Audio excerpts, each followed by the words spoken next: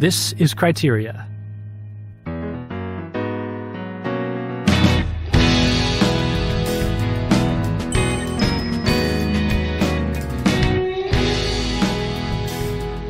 There we go. Let's do our clap. I'm going to do it in Danish. Ready?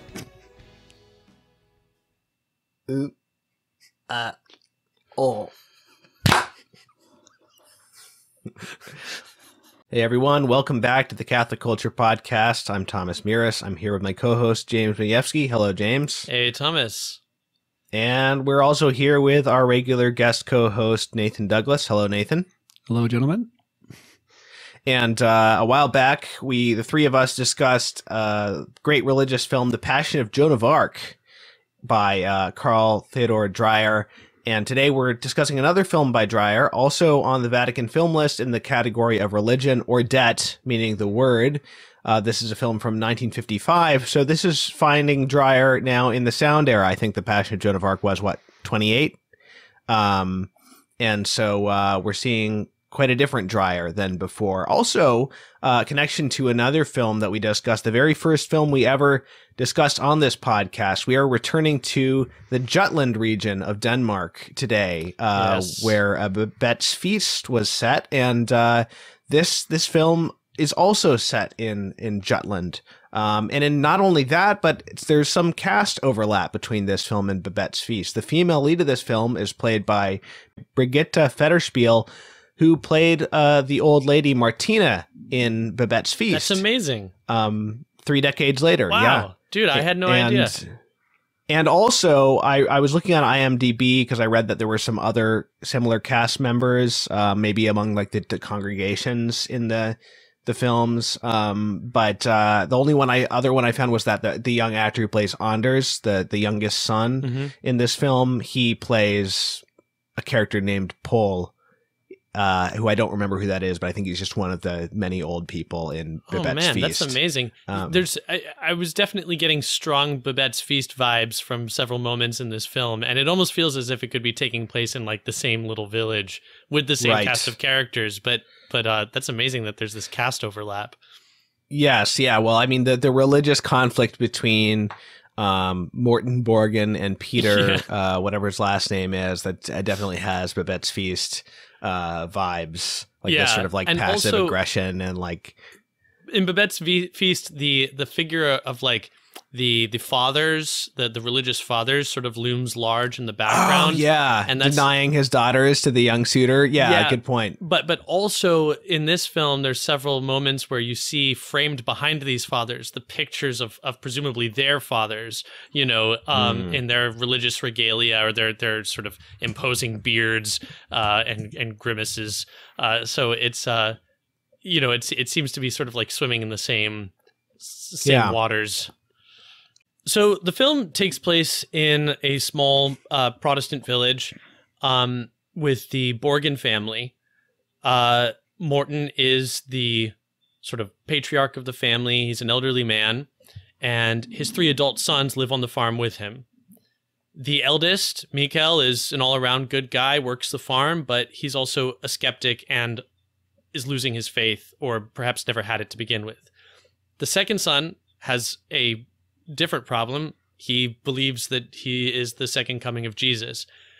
And the third son, the youngest, has yet another problem. He wants to marry the daughter of the local tailor, but her father has said no. And this is because they are of some sort of different religious persuasion. It's not really specified, except to say that the Borgens represent a sort of like a happy Christianity, whereas the tailor, Peter the tailor, and his sect are kind of a little more dour. And anyway, these various threads sort of all come to a head when the wife of Mikkel, the daughter-in-law of Morton, dies in childbirth. And this sort of presses, it challenges the faith of everyone involved. And, we can like talk more about how all of this gets resolved. But really the kind of the hinge of the film is around this crisis, this crisis of faith that's precipitated by first the loss of the child and then the death of the mother. Nå, Peter. Har du ombestemt dig? Hvad mener du med det? Jeg mener med Anne og Anders. Nej, det har jeg ikke. Ikke endnu da. Ikke endnu da.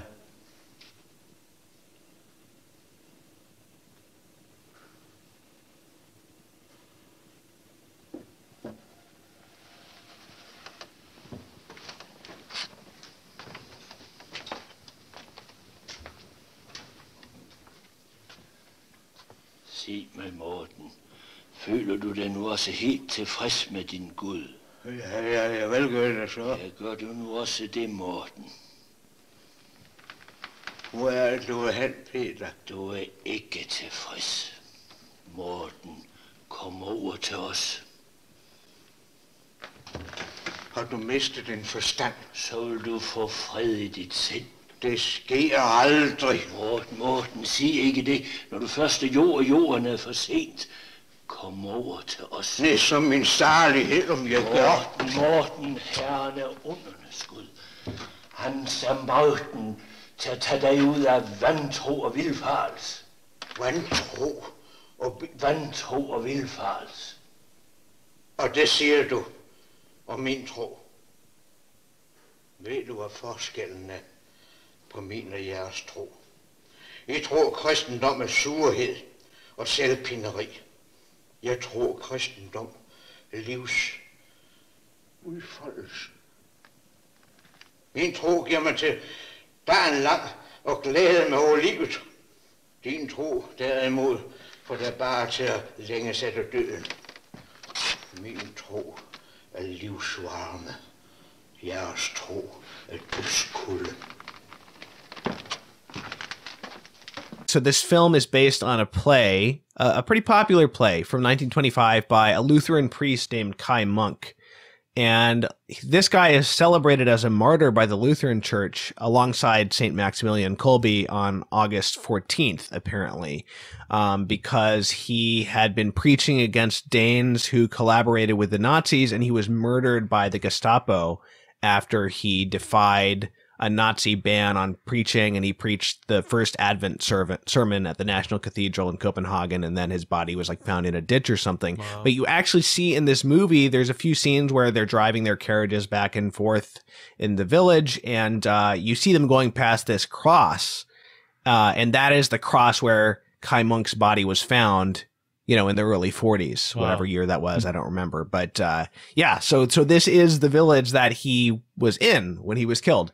Wow. So another interesting thing, this is not the first film adaptation of the play Ordet. There was a 1943 version starring none other than Victor Sjöström. Whoa. As the old man. He has a different name in that version, but it's the same. It's the Morton Borgen character. And so, yeah, Victor Sjöström, people might remember, was he was in Wild Strawberries, the Bergman film that we discussed a little bit later on. Or maybe, I guess that was also 50s, like late 50s, maybe. Mm-hmm. So anyway, but apparently the role of Morton Borgen was written for the actor we see in Dreyer's Ordet. It was originally written for him. He's 80 in this. Heinrich Malberg is his name, and he was, so I guess he would have been sick. I guess he would have been 50 or a little younger when the role was written by Kaj Munk with him in mind. Okay, so let's talk about the plot of this film then. You know, it's interesting that Dreyer is dealing with these religious themes. I heard that he was apparently not a particularly religious man, but there must have been some kind of fascination that he had for the subject, given his, you know, the three films I've seen by him, Passion of Joan of Arc, Ordet, and also Day of Wrath. They all have, you know, themes of sort of religious, intense religiosity, religious fanaticism, different, you know, social issues with the religion. But, you know, there's also an interesting aspect of this film that, do you see that, there's this holy fool tradition we've talked about before when we did Andrei Rublev, this sort of like Russian spiritual tradition. That's kind of like, in a way, the way that I see this, this Johannes character. Does that make sense to you? Mm-hmm.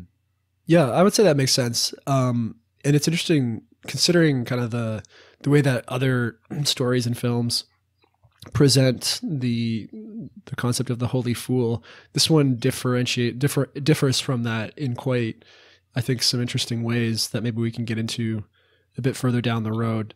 But it's definitely safe to say that, he's working with that aspect of this modern rationalist kind of look at the world that, kind of comes out of not just modernity in general, but is also very much enshrined in kind of modern literature, modern theater. And into that sort of status quo comes this mysterious creature that, disrupts and upsets the order in order to bring the other characters back to a sense of the transcendent. And we very much see that operating in this film. Yeah, Johannes really serves as like the framing device of the whole film, because we open on the farm with Anders, the youngest son, waking up to discover that Johannes has left his bed and is out wandering the dunes again. And so then Mikkel, Morton, and Anders, the father and the two other sons, go out looking for him. And there's this, it's almost like this, at the Transfiguration Mount kind of event where the three are kind of taken to the wilderness, and they have this revelation of Johannes basically delivering a sermon to them about how they're hypocrites and woe unto them for their lack of faith. For only those who believe will enter the kingdom of heaven. And so that really is sort of the establishing like framework for everything that unfolds afterwards. And I think that, the tension right from the beginning is this man crazy, or is he to be believed? And that tension is really maintained throughout the whole film. And it's really, really interesting because of this holy fool character where, I guess their foolishness is usually the most like prominent feature. Here, I think that there's something that I think the most prominent aspect to him is this uncanniness, this like, there's almost this there is a supernatural quality about the way that he's presented, that's very haunting. And the way he talks, the slow speech and movement, exactly, the sort of haunt. Yeah. So you're not really certain, is this a mental disorder? Is this an angel, or is this maybe something more sinister? And right. and so that I find really interesting. As an aside, I've been working on Tolkien's long essay on fairy stories. And I see there being a lot of relevant stuff in Ordet to what he talks about as constituting a fairy story. And this kind of being on the border of the uncanny or the mysterious or the unknown, I think you can make an argument for Ordet as a fairy story, at least in the sort of the broader sense in which Tolkien understands it. Yeah, I think that the film gives us good reason to think that he has had like a mental breakdown, but also that there is a genuine mysticism. Right, exactly. I'm not saying that these are all mutually exclusive options. Yes. The scene that I would point to for him being mentally ill is the scene where the doctor's car is leaving, and he thinks that the lights on the wall are, death or the Lord coming with his scythe and going through the door. And I mean, it's not that nothing like that is actually going on, but he's clearly also being like, there's clearly an illusion that's being created for him as well, with these sounds and so but yeah, it's it's interesting too to consider it like in the context of the religious background that we're given in this film. You know, that the specific denominations are not really laid out, but we're told that Morton says that he had these hopes for his son to be this great reformer and prophet that would, the spark that would fire Christendom again from this farm. So he sends him off to study theology, and it's after studying Kierkegaard, apparently. It's actually kind of a funny line that he has this mental break. But the father, he refers to this past religious conflict in the village where he said there wasn't a living soul of, the living Christianity in the village years ago. And then he basically waged this religious conflict from the farm and got most of the people on his side. And now his version of Christianity is like the mainline Protestantism that's practiced in the local church. But then there's these holdouts who meet, I forget what they call their church. It's like the poor house of the name of Jesus or something like that. Right. That they call the tailor's house that they go and meet. And they, it seems to be, I don't know, more of a penitential aspect to it, or, less established, less organized. So they have this never the twain shall meet kind of attitude about it.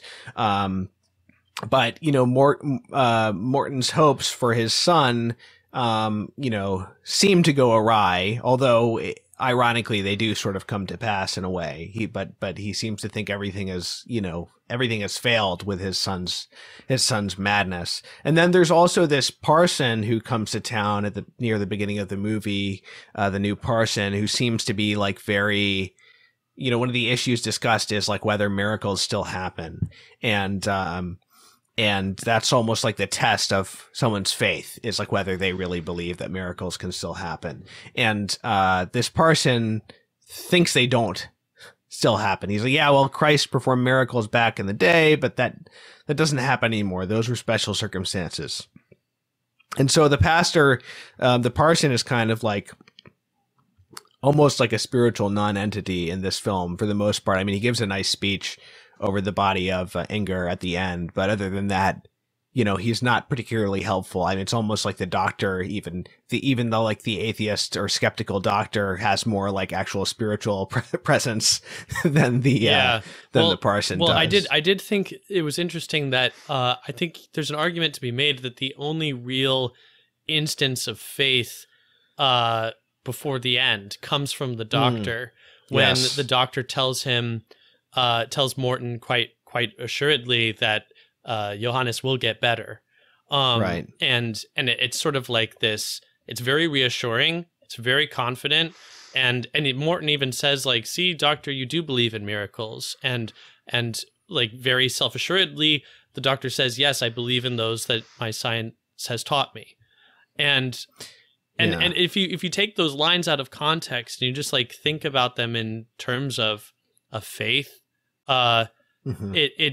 it's quite, provocative. Of course, you find yourself wondering about Dreyer's religious persuasions. But I kind of thought that I detected like some criticism of Protestantism in this film. Maybe that's reading too much into it, and this is a Catholic film podcast, obviously, but there's 2 points in particular that I would point to. One being when the parson is first introduced and he's having this conversation with Johannes, and Johannes, in the sort of person of Christ, says something like, destroyed me in my name, or something like that. Do you remember the line? Not exactly, but I know what you're referring to. It's something to this effect of really wounding the body of Christ in the name of Christ. And I thought that was like a very, like charged way of putting it. When you consider what Protestantism is, and what any sort of schismatic error or heresy is. But then another part that I thought was perhaps maybe even more like jarring was this long again, this is coming from the figure of Johannes speaking in the person of Jesus. At least he's imagining so. This long reflection on having a mother in heaven and what that means, that you never get into trouble when you have a mother in heaven, and your mother is always with you, and she can focus now only on you. And I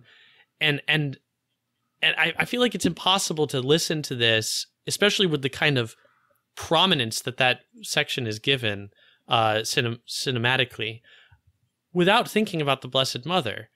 And so especially considering Dreyer's past work, his work on Joan of Arc, I just wonder if there isn't some kind of comment in there. It's interesting. I would not go to the lengths of suggesting that, like, I don't read a sort of a Catholic oriented perspective from the way Dreyer is handling it.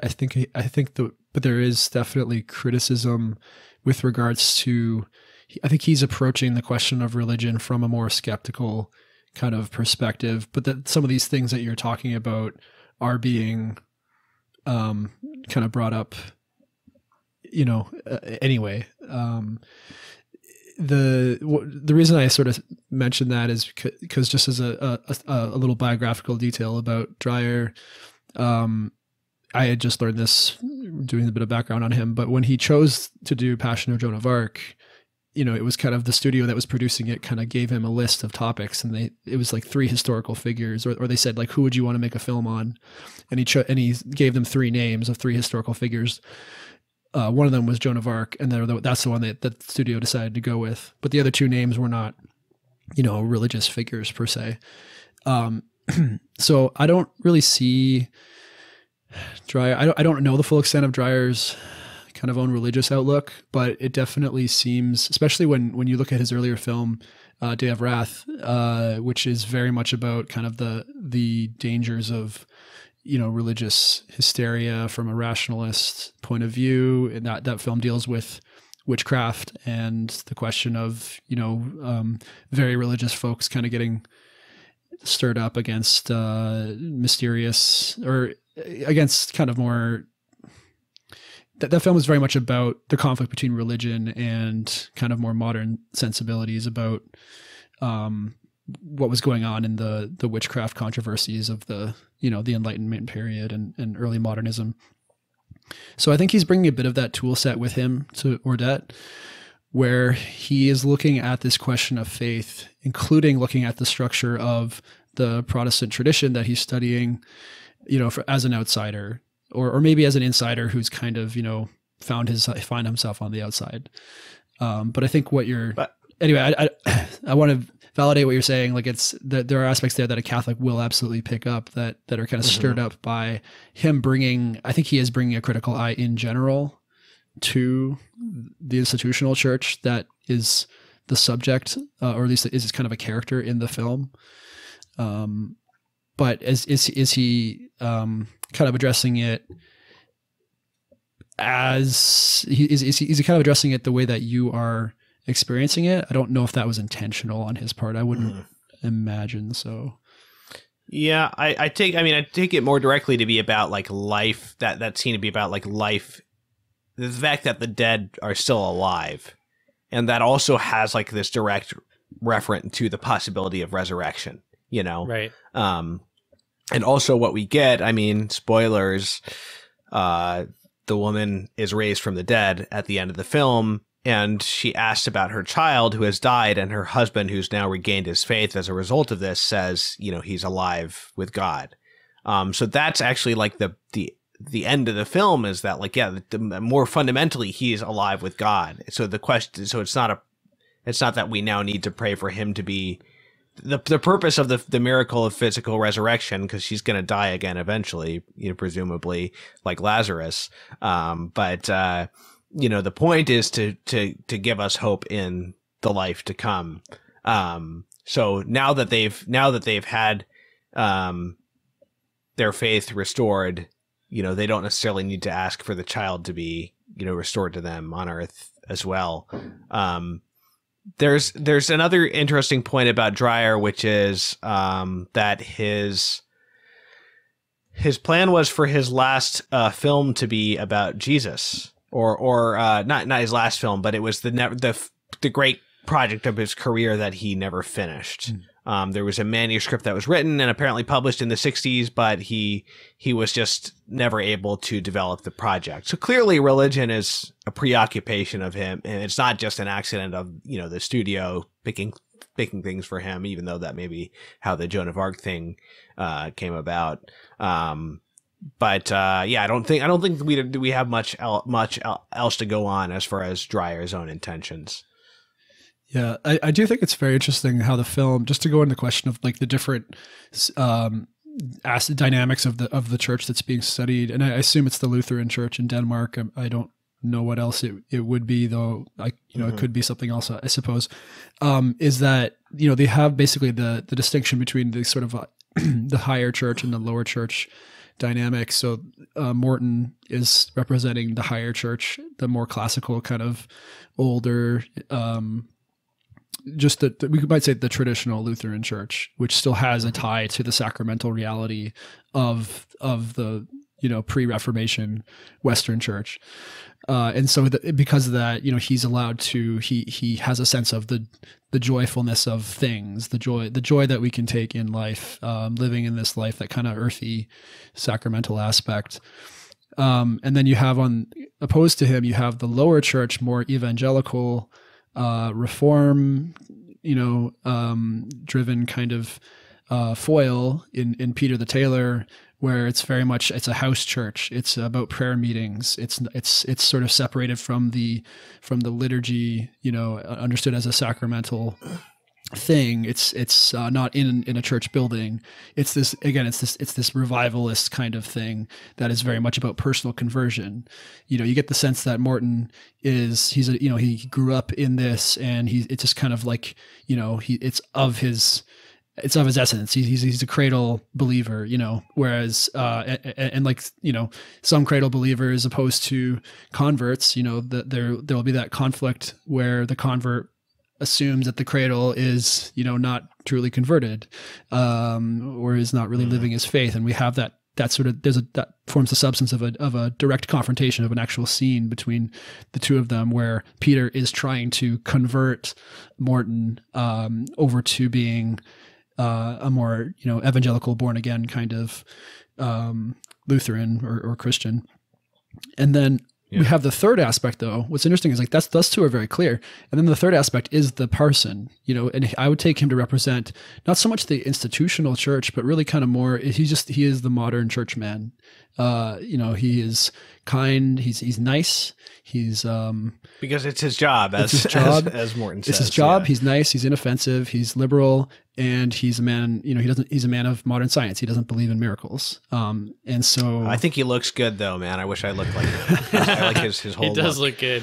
He's not so much the collar at the end, but just like when he's in his normal like daily clothes. Sure. It's good. Best drip award goes definitely to the person. Yeah. So, anyway. But yeah, no, it's just interesting to see the film kind of dig into those, and it also, it's very much, I appreciate, it's not trying to explain that for the audience. It's kind of just dropping you into the middle of it and letting you find your way. But there's all those dynamics I think are going to be familiar to very many other people of different Christian backgrounds. You see that dynamic everywhere, right? The kind of the Sure. reform versus the cradle, or the convert versus cradle dynamic. Yeah. But it's interesting that they both kind of think of themselves as like reformers in some sense. Yeah. Yeah, definitely. I wondered if I could jump into one thought that really came for me after finishing the film. And it's this idea, and it's centered around, again, Johannes. It's interesting how the film, Johannes is, again, we were talking about him as kind of this holy fool. But one thing that really stuck with me in thinking about the film was the aspect of, it's interesting to me that, and this kind of goes into the source material, into the play itself, which is obviously he's in the play, this isn't necessarily a Dreyer decision, but it's interesting to me that in order for this particular project to kind of have the dialogue that it wants to have about faith, it requires a character who is basically insane. Like, what I mean by that, there's something very striking about the Holy Fool in kind of like the context of like Andrei Rublev or Catholic, other the St. Francis kind of type, is that it's not so much a question of like, are they sane or are they insane? Because it could be somebody who is not, is either like developmentally delayed. In the case of Andrei Rublev, like the Holy Fool character is kind of clearly in that state, or it could be someone who is, very holy in the St. Francis, way. But what's interesting is that the question of rationality and holiness, or in the case of Johannes, it's, he can't fulfill his function as this kind of like grace bearing creature, this grace bearing, he's kind of a sacrament in a way. Like he can't fulfill that function without going insane, without kind of being this contradiction. And what that says, I think it's also worth pointing out that when he comes back, at the wake, he's back to his normal senses, and yet that's when the miracle happens. It's only after that he's come back to his senses, but he's still sort of retaining some of that like wisdom and like representative of Christ that he's become, in order to do that. That's true. What was kind of sticking with me, this was the sort of the way in which throughout the whole film, there's this constant tension between kind of just normal dramatic action that's happening, and then there's Johannes coming in to sort of disrupt wandering things. in and sort of like pausing the scene. Yeah, every time Johannes, it's very interesting how the film just kind of goes back and forth between these two poles.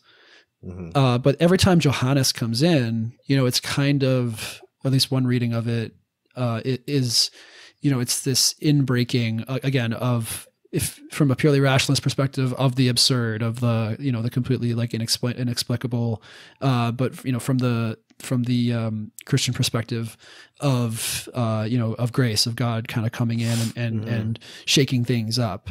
But what's interesting to me is that this is just my take on it. I'm curious to see if you guys agree or disagree with it. I feel like this kind of structure, this kind of framework for having a character who's acting kind of like a sacrament in this way, and it's particularly with the aspect of him being kind of having to be mad, to kind of have that effect. I feel like it's a kind of uniquely Protestant kind of situation, wherein that the world is already so disenchanted and so desacramentalized to begin with, that in order for God to speak, in order for God to actually come into these people's lives and to wake them up, it requires this like extraordinary, particularly rhetorical kind of move. Again, it's about the word, it's about speech, it's about words really. And it's, this is something very, very, and I don't want to paint with too broadly of a brush here, but there's something very Protestant about this aspect of grace is only coming through kind of words and kind of through, this preaching character who, has lost his sanity. And so in losing his sanity, he presents us with this sort of unsolvable mystery because he's still speaking truth in a way into these people's lives. But part of me thinks that that's the case because all the other avenues of revelation, which come through a normal, apostolic, sacramental kind of existence, through seeing signs basically, in all sorts of areas, are cut off. And so it requires this kind of direct intervention, this direct kind of, cut to the chase in order to... Well, that's what Flannery O'Connor thought Protestants needed, right?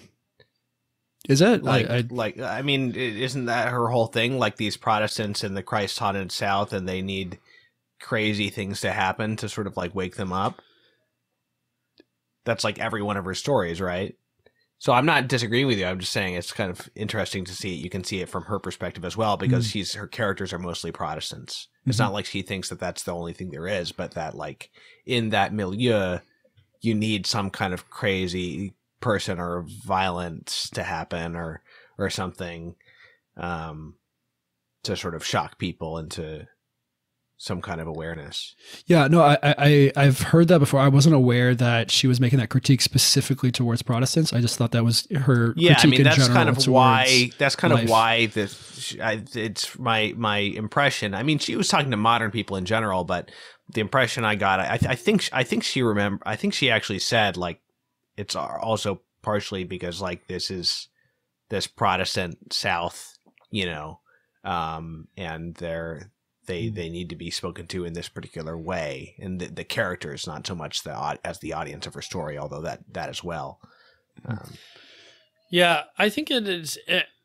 One could point out, though, that to the degree that he's viewed as insane, like by that same token, he's totally dismissed. You know, so that it's not actually effective. The effective gesture is when he comes back at the end with his wits back and then works this miracle, and it's kind of a big rebuke, you know. But it's not as though the sort of alarming and out there way in which grace is sort of being manifested in this film is actually really received by anybody other than the child, who's simple. So it seems to me like the comment is really just sort of more broadly about the sort of modern rationalist tendency to dismiss anything that's out there that is uncanny. That God couldn't speak to you in some way through an insane person. Exactly. And so their lack of faith is revealed through this, that the readiness to sort of dismiss him, to label him as crazy, because this is the thing, is that even if he weren't crazy, right? Even if he weren't crazy and he were saying the same things, he would probably also be dismissed just as readily. In fact, he is at the end when he comes back in his wits and says what he does about, have any of you actually thought to pray to ask God to give you this woman back? Now, listen, I would be right there too, saying like, dude, you can't say these kinds of things at a wake. Like, shut up. Like, this is super insensitive and possibly blasphemous. But the fact of the matter is that he is throughout the film exposing a serious lack of faith among people, and then the audience is able to see it a little more clearly too in these other interactions. So when Morton is there's a great scene where Morton is speaking with his daughter-in-law. What's her name? Have we mentioned her name? Inger, yeah. When they're speaking together in the barn after he's kind of definitively said no to the prospect of Anders marrying Anne, the daughter of the tailor. And he has this moment of like despair, really, where he thinks that all of his prayers have come to naught. And Inger says, you have to keep praying, and that you don't know. He attributes it to his lack of faith that his prayers haven't been answered. But she says, you don't know that God can't still answer your prayers, despite that. And that I think he often chooses to work in ways that are more secret and hidden. And so that's the real faith, right? Like that I think that his insanity, Johannes's insanity as a device, helps us to identify the lack of faith in these other instances, where maybe things are a little more gray. Yeah, that makes sense. It's a really cool film. Like this movie, I think it's definitely up there among my favorite of those that we've watched on the Vatican list so far. I loved watching it the first time, and I also really enjoyed watching it the second time. Although the ending, I just don't think you can recapture that. I kind of agree. Yeah. After you've seen it for the first time, because the reason I think the reason why I like the film so much is because it speaks so directly to this like spiritual malaise of modernity, of post-Enlightenment rationalism, of this kind of despair of miracles, of the sort of desacralization of everything, and the sort of demystification of the world. I mean, this is something that Tolkien... You can't just ask God to raise your wife from the dead. Like, you know? Yeah, right. But like, this is something that Tolkien bemoans in his discussion of fairy stories. And, you know, and the need to sort of, to recapture some of that, to escape the prison of modern reductionist thought. And so this film's ability to do that in the way that Tolkien describes a fairy story as doing that is, I think, what I responded most to, because the thing that the characters are guilty of, this lack of faith that causes them to dismiss Johannes, is the same lack of faith that I'm guilty of, being a good son of the postmodern age. And so I find all of these struggles that the characters are going through, you know, deeply relatable. And then the tension in their response, in their reaction to Johannes is my own. And, you know, I think that this film, this story probably worked best as a play. I'm not saying the film isn't great, isn't a masterpiece in its own right, but I think that this was something that I found myself going back to time and again on my second viewing, was that I think that there is something especially provocative about this taking place in the context of a lived, you know, experience that is a live play, where the people in the room are voicing these things, that there is a man sort of playing crazy, but saying things that are perennially true.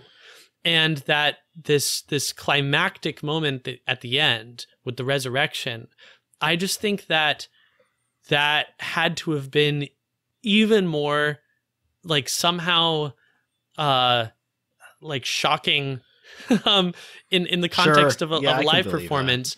Not because anybody actually thinks that this actor on stage is dead. In a way, it's like it's confirming what everybody already knows, which is like I'm in a room watching living actors put on a play. But because it's like the gesture, you know, the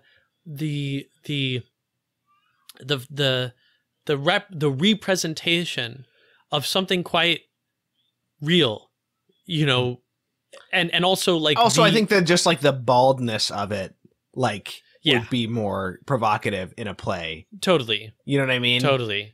There's something that it's like just like the like, oh, what? You're just gonna like, this is the ending? She actually rises from the dead? Yeah. You know? Yeah. Well, I mean, and that baldness, you know, at any other age than our own may not have been construed as so bald, you know?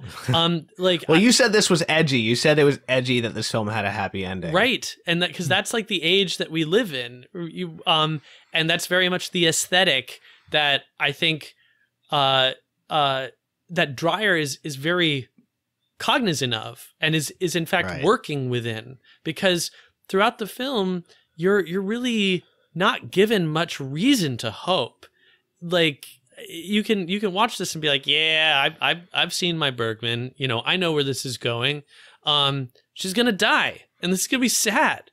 And religion is insanity, and Johannes is still crazy, and he ran away, and he's never coming back, you know, and that there was in me this like faint glimmer of hope that, well, they're still showing her dead body, like she could still get up. But it was almost like I didn't even dare admit to myself as a viewer that I wanted that to happen, because I was so sure, I was so prejudiced that there's just no way this film is ending this way. So when it did, you know, it was like, yeah, it was very edgy. It was very, like felt like this can't be, this is not allowed. And yet, because it's a sign of the truth, like the capital T truth, it's deeply, deeply satisfying. And it's this eucatastrophe that Tolkien talks about. I can't get away from thinking about this in terms of that discussion of fairy stories, but that turn when like everything works out, and how this isn't only that, but it's a representation of like the ultimate eucatastrophe, which was the crucifixion and resurrection of Jesus. Like that's the potency of that is so we know that it's true, you know, in our bones. It's the best thing that can be hoped for. I'm glad you brought up eucatastrophe, because this has been rolling around in my brain as well. And like you, I've had On Fairy Stories kind of like in the back of my head for, you know, quite a while in the last several months. So I one thing that I haven't quite resolved or answered for myself is the question of whether the resurrection, like on the level of the poetics of the film, whether the resurrection is really more of a classic, what Aristotle would call the reversal of the situation, where, you know, all the action in the play up until a certain point, and if we use like in a tragedy, you know, for example, is going a certain direction, and then all of a sudden there's a reveal, and Aristotle talks about how, you know, like the kind of the whole point of the play is turns, and is, you know, the tragic action is revealed, for the reality of the tragedy is revealed, and there's a kind of reversal.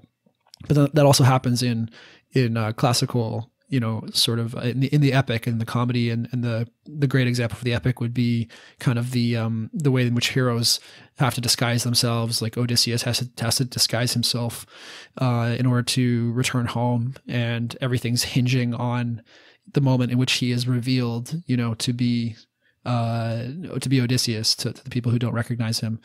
So this aspect of the reveal of identity and the reversal are not necessarily the same thing. Sometimes they can be, but what's interesting is I'm not 100%, or to put that next to Tolkien's concept of eucatastrophe, which is specifically Christian, and it has a theological orientation, which is breaking out of the classical pagan sort of like tragic mode. It's overturning tragedy once and for all with finality. And where I'm getting to is like, I'm not sure that this ending, even though it is one of the most on the surface kind of Christian hopeful endings that I've ever seen in a film, I'm actually not sure that that's really functioning in the poetics of the film. It's not functioning in the structure itself as a eucatastrophe, or if it's kind of actually more of a classical kind of reversal. And the reason I say that is because it is a reverse. I mean, just on whether it's eucatastrophe or not, we can just park on the side for a second. You know, in terms of the function of the text, like it is a reversal, like a certain status quo is being like upended, and we're being surprised by that. We're being shocked by that, you know, and that's kind of bringing us to this new place of, you know, what Aristotle would call catharsis, you know, where we are, you know, reoriented. We're kind of brought back to ourselves. But what is that really resetting? Really, in a way, like it's resetting the kind of like imminent frame of the whole story. You know, that things are being restored back to the way they were. You know, and that certainly there's a great joy and happiness to her coming back from the dead, but at the same time, as Thomas mentioned earlier, like Lazarus, she's going to die again. Like the actual kind of like eucatastrophe of the Christian life has yet to really happen for them. And this is like a sign, this is a foretaste kind of what God really wants to do in the life to come. But I'm not so sure that the film as it is, and maybe the play is like this too, is like, to me, it's almost like it's almost too focused on the imminent reality, if I could put it that way. I don't know if that quite makes sense, but it's but it ends, like I was saying, with a restoration of faith. That's true. And also even in, you know, we're talking about Tolkien, even in The Lord of the Rings, it has a tragic aspect to it that, yeah, this is not going to last forever. So it is not the ultimate catastrophe, even in the context of Middle Earth. But I think that this film is presenting, like, I don't think this film has that kind of like twinge that you know Frodo's wound has, that like there's all those aspects in Lord of the Rings that tell us, the reader, like, yeah, this is like a great joy and consolation is happening, and this is good. This is absolutely good. But also the greater, like the greater. So you're saying the film is not like necessarily holding out for that even greater. I'm not convinced that it is. I feel like it's kind of fully satisfied in, you know, in where it concludes. It's kind of saying like, this is it. We did it, guys. Like, I mean, that's not what the film's not saying. I don't know. I think it's looking forward with confidence because of the line about the baby. I think that's really important. Yeah. Yeah. By the way, did the doctor kill that baby? Yeah, I think so. Yeah, it's not clear. You know, he says, "Is the baby alive?" And the doctor says, "So far, but we have to act quickly." And then it looks as though he begins to basically dismember the baby. Yeah, of course, the first time you watch it, you don't know that that's what's going on. But then later, when you hear that the baby's lying in pieces in a pail, you know, you go back and you watch that scene, and there's like this look of horror on Mikkel's face. I don't know, but it certainly does seem that that maybe the doctor kills the baby. But on the other hand, he is said to have died at another point or something. So I don't know. Who knows? Yeah, you got to just not think about that part too hard. I'm pretty sure. Yeah, I'm pretty sure. Like, you just can't think about it too much. Yeah. I don't think we're supposed to. Right. Or like the fact that the baby, even if it's like wrong, I think it's like besides the. I don't think the filmmaker is like intending it. Right. As something we're supposed to. Just like you can't really think about the fact that they didn't baptize the baby. You know, like that. That's you know, it's just not, that's not where the film is operating. So yeah. Were you gonna say something about the poetics aspect, James, before the baby? I don't know. You know, I guess I guess I don't feel any dissatisfaction with the ending, or like any like sense that it ties things up too neatly. I think that like the loss of the child is still felt, that ending on the tearful face of Inger can sort of be read in a lot of ways. She doesn't look like, I mean, she looks like she's going through a lot, you know, but it's not like she's just like nakedly happy, you know. There's something kind of terrible about it too. She's not like gambling about, right, you know, and right. It's very intense, and then there's a really cool choice that Dreyer makes to fade to black and sort of hold it there for a while as there's a kind of postlude musical motif. Right. You're kind of left just thinking about what you just saw.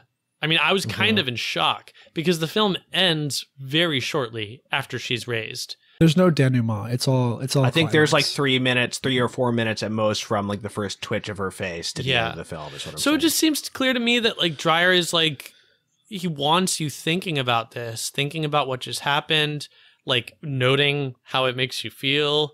I mean, I felt so happy. I was so grateful and relieved. Kind of like how I felt when the cow was saved in Tree of Wooden Clogs. I was just like genuinely grateful to God. But I can be grateful to God, you know, not for raising this fictitious character, but for like the reality of the resurrection. And I'm grateful to Dreyer for like dramatizing that. Yeah. It's a good film. You know, I didn't know based on my viewing of, I love Passion of Joan of Arc, obviously, but I'd also seen Day of Wrath, and that was a long time ago. I didn't really know what to make of it, so I wasn't sure what this film was going to be, especially because sometimes you read the descriptions of it, it's like, it's a critique of, like, you know, religion or like whatever. Yeah, it's awesome. It starts a little slow, but it's worth persevering. I mean, you start out with a lot of Johannes, and you're wondering, like, oh, is this going to be the whole film? Just like him, like, moaning words from the gospel slowly, you know, like, but the drama with all the characters kicks in, and yeah, there's some really stunning scenes. One of my favorites is the whole scene between Morton and Peter is amazing. That whole confrontation. There's actually a surprising amount of humor in the film, in the middle section of the film. Totally. Yeah. The whole like this like look, this grim smile that Morton has on his face when he's just like sitting there drinking the tea or whatever. Coffee. In his house, he's like, I'm going to make this happen. I'm going to get this girl for my son. And then just like all these power moves that Peter uses on him, especially when he like gets up and walks over to him and like puts his hand on his shoulder. He's like, come over to us. Come over to us. You're not satisfied with God. Come over to us. Can I just say how much I love how much coffee is this? There is no other film where more coffee is drunk per shot than Ordet, and it's glorious. Like every time a character's like, "Let's have coffee," I'm like, "Yes, like let's have some coffee." I was craving coffee hard that day. First off, I just want to say that the actor who plays Morton is awesome. He kills it. He just does such a good job. And there's like Thomas, his most famous performance at 80 years old. Pretty good. Yeah, it's amazing. And there's so much color to his performance, whether he's being like the ornery old man who's going to say no to this marriage, to the sort of like spunky, like, yeah, let's go get him. Like, I'm going to go win this girl for my son, to the despairing man in the barn who doesn't know that his prayers are being answered, to the just like ecstatically joyful guy who's like, yeah, let's get more coffee. His response when the doctor tells him that Inger is actually going to live is like, you know, you just go back and watch that, and it's awesome. He's like got this wide-eyed, like youthful enthusiasm. But then it hits when he just keeps repeating, the Lord gave and the Lord took. Like, in the subtitles, it's like the Lord hath given and the Lord hath taken away. But when you listen to the language, it's like, it's short and like brutal. Like he just keeps saying like these like 4 words. It's almost like Lord gave and Lord took or something. It's And so there's just so, and when he's out looking for Johannes, standing out on the dunes crying, Johannes, you know, I so appreciated this performance for its like many different colors, but also for its theatricality. And that's something that I liked about the film as a whole. I think it's worth a word about talking about this as a theatrical adaptation. It made me think of that one of the first films that we discussed, if not the very first film we discussed, when we talked about A Man for All Seasons, and how that was kind of, I think our judgment was that it was kind of a lackluster adaptation, maybe even a failure in adaptation, because it wasn't really leveraging cinema uniquely and kind of just staging the play and then filming it. Something similar happens here, and yet to a much greater effect, and I'm not totally sure how to put my finger on that, but there are long shots, there are long sequences where the play basically just plays out in front of you, and the camera guides you where to look, but without cutting, you're just kind of an audience to this mise en scène that's very much sort of proscenium, very much sort of like presentational. And the actors are cheating out. A lot of times they're not looking at each other, they're looking outwards so that the audience can sort of see the full range of expressions in their face. But I thought that this was so I appreciated this so much because even though it was riddled with conventionality, right? Conventional theatrical things such as cheating out and facing the audience, there's a naturalness in the performances that it wasn't as if any of this conventionality detracted from the end result or was something that I needed to get past. If I did need to get past it, it was because I was getting past like a kind of a viewing bias that I have, being like a viewer of modern Western cinema, where I could sort of expect a certain realism in presentation. But if you can get past that, there's a real naturalness in the way that they handle these sequences, these long interactions where they might not even be looking at each other, and then noting when they do choose to look at each other. You know, I just like I so appreciated and responded to the theatricality in the performances that we were given, especially from Morton, but then also from Mikkel, from Inger. And then I think it's also a word is worth being said about Johannes. The guy who plays Johannes is actually awesome. I was a little unsure the first time I watched it, but the second time you watch it, it's like, dude, he nails it. Like, he has this totally spaced out look where you can see it in his eyes. This man is not on earth, you know?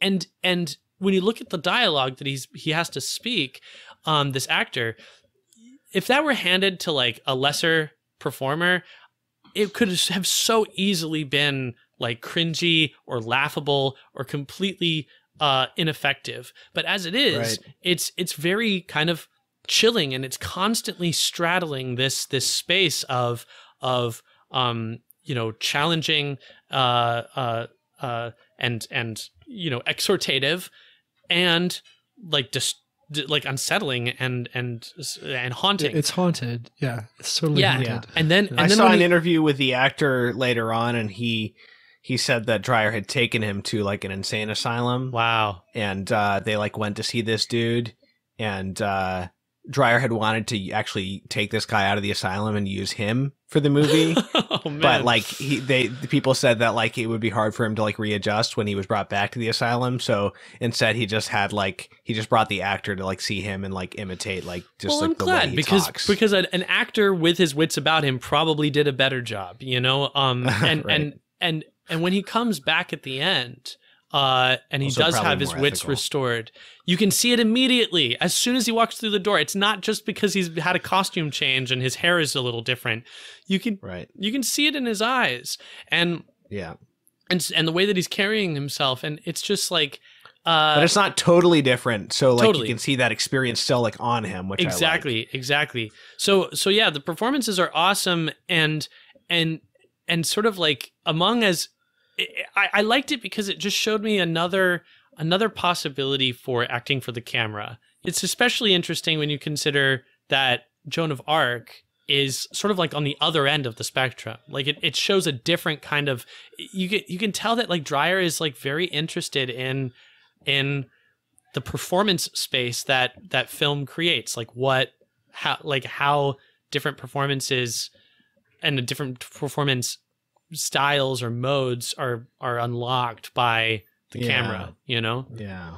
That really stuck out to me as well, this sort of the push and pull between what we would call like natural sort of approaches to acting and more theatrical. But what I might disagree with a bit, James, and what at least how I found it was, it seems like the film is shifting, almost like different characters are in different styles.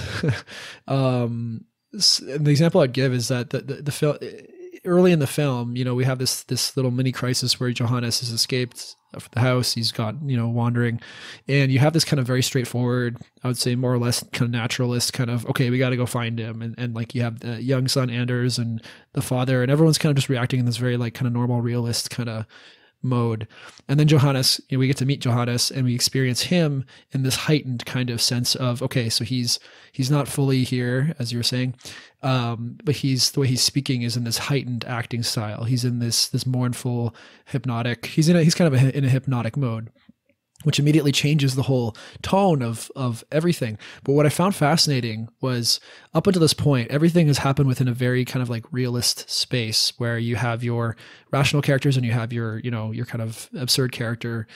It's all kind of a world. But the moment that Johannes goes to bed after they bring him back and he takes his candles and he puts them on, the boudoir or whatever, and he goes away, he leaves the scene, Ingar comes over and with the same kind of like slow funereal way in which he carried them, she comes over and it's almost like she's in a trance, and she, takes the candles and she, the scene continues with her for a bit.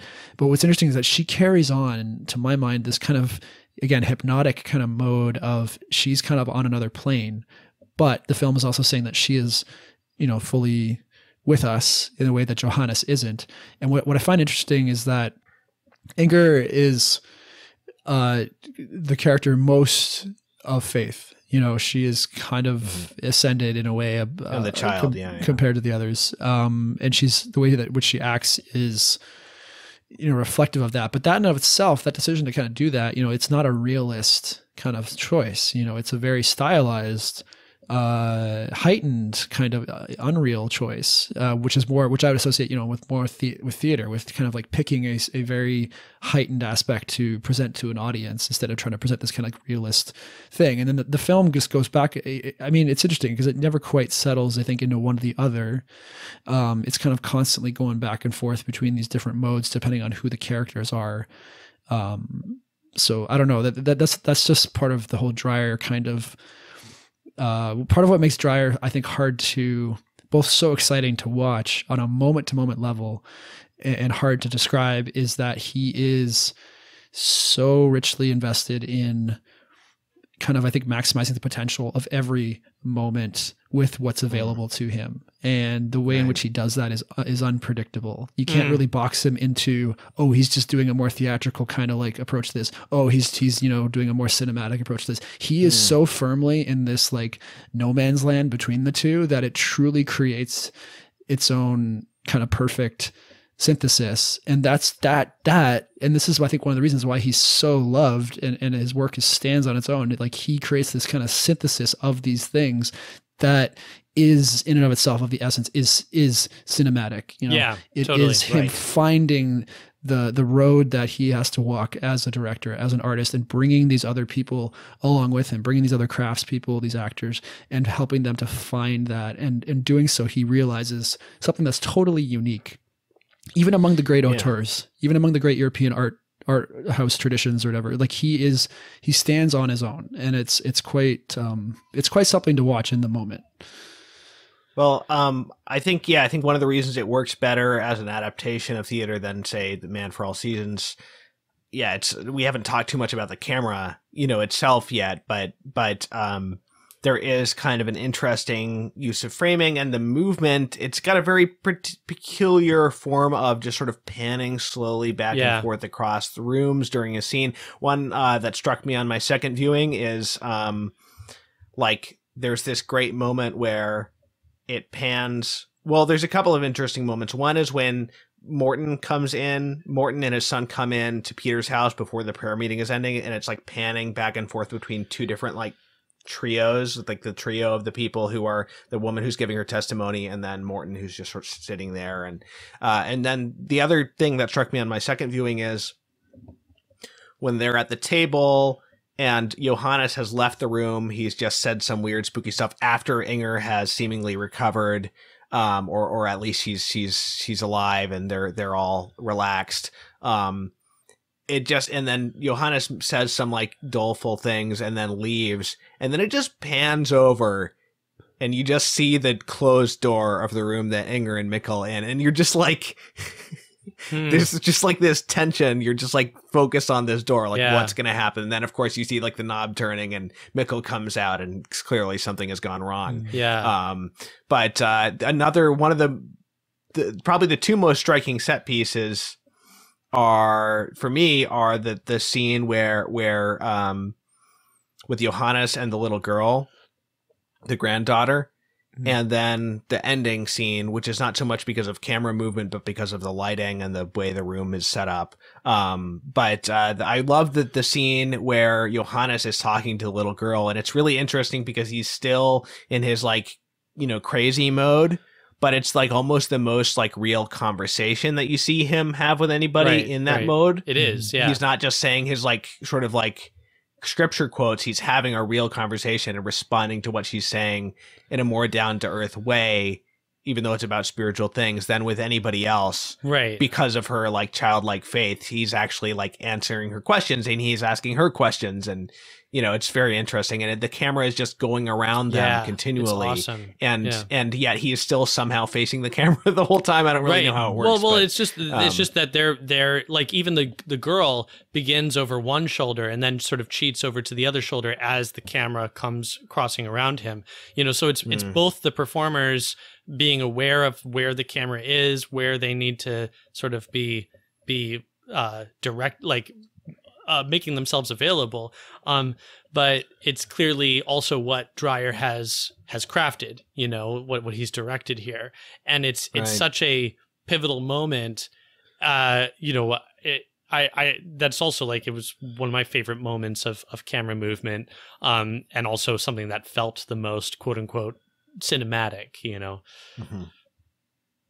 Yeah, I mean, it's a beautiful scene because it like lays out like what's going on out for us, like for the rest of the film, that like he wants to raise this woman from the dead, and like he's saying like, well, they're not letting God do this because of their lack of faith, and the girl's like, don't pay any attention to them, like I want my mom back.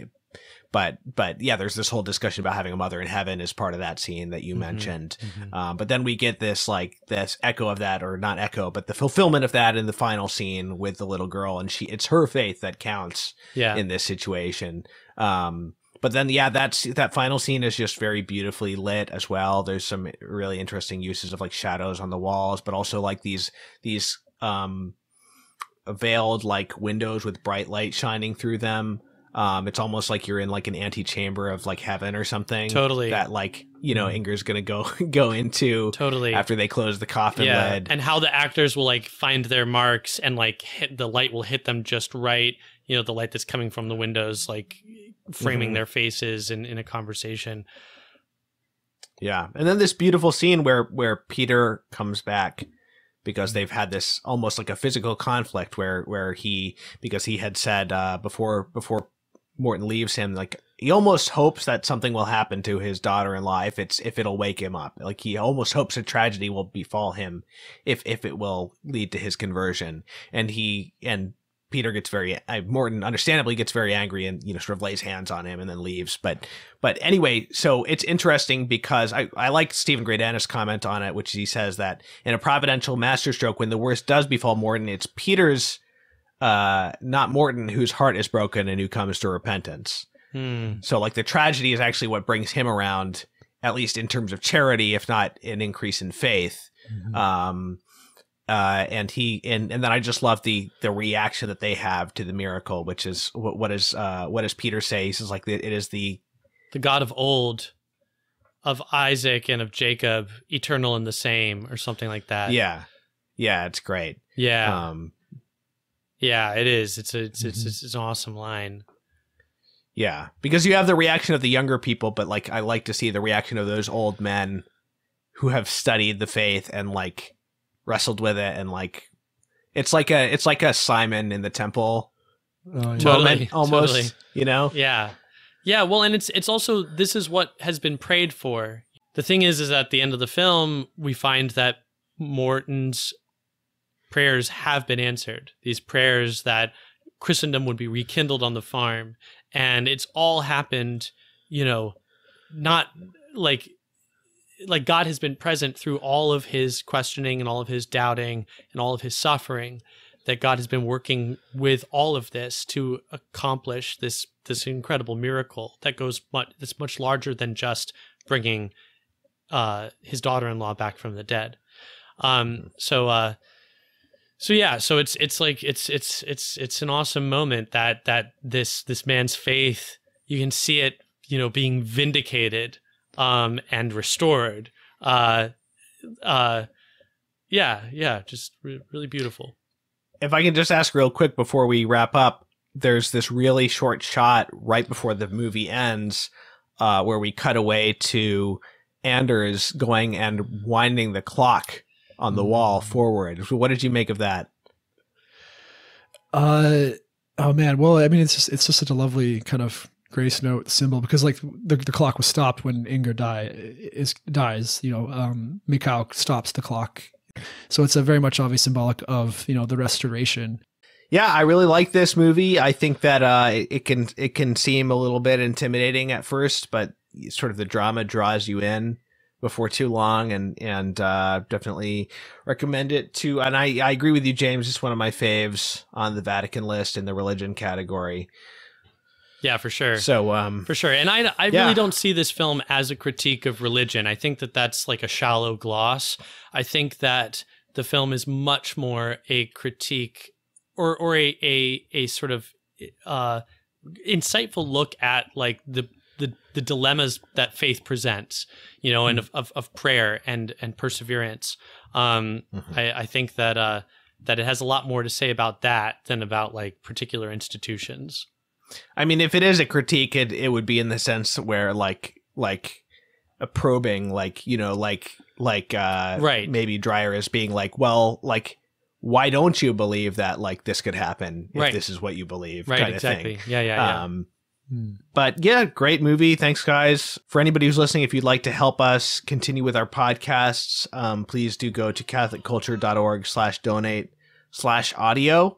And have a great Lent. We're releasing this at the beginning of Lent, and we will next be discussing season 3 of The Chosen. I think we'll be hitting that, and then coming back to finish the Vatican film list after that. Thanks, guys.